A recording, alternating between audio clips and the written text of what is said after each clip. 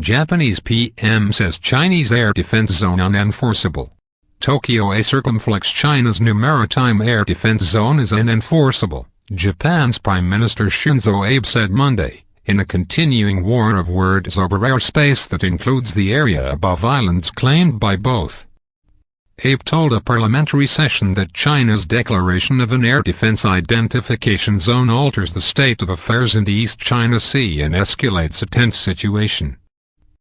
The measures by the Chinese side have no validity whatsoever on Japan, and we demand China revoke any measures that could infringe upon the freedom of flight in international airspace, Abe said during an upper house session.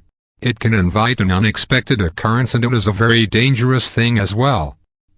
Abe said the measures one-sidedly impose rules set by the Chinese military on all flights in the zone, and violate the freedom to fly above open sea, a general principle under the international law.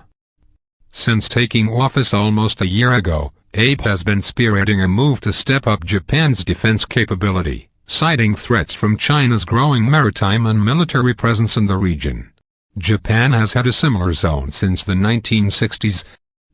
Earlier Monday, China's foreign ministry said it had complained to the United States over its irresponsible remarks about China's drawing up of the zone for the disputed islands, which are administered by Japan.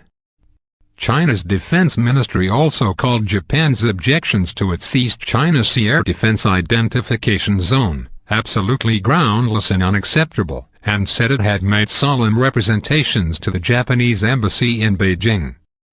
On Saturday, Beijing issued a map of the zone and a set of rules, which say all aircraft must notify Chinese authorities and are subject to emergency military measures if they do not identify themselves or obey Beijing's orders.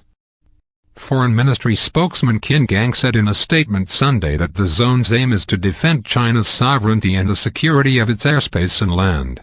He said it is not aimed at any country and it does not affect freedom of overflight. U.S. Secretary of State John Kerry and Secretary of Defense Chuck Hagel have both said the U.S. is deeply concerned about China's unilateral action. This unilateral action constitutes an attempt to change the status quo in the East China Sea, Kerry said in a statement released Saturday. Escalatory action will only increase tensions in the region and create risks of an incident. Kim said China made solemn representations Sunday to U.S. Ambassador Gary Locke for the U.S. to correct its mistakes and stop making irresponsible remarks on China. Defense Ministry spokesman Yang Yujin said the ministry had complained to the U.S. Embassy's military attaché on Sunday evening. The U.S. doesn't take a position on who has sovereignty over the islands, called Daoyu in Chinese and Senkaku in Japanese, but recognizes they are under Japanese administration. Along with a rise in its economic and military power in recent years, China has become more assertive over its maritime claims.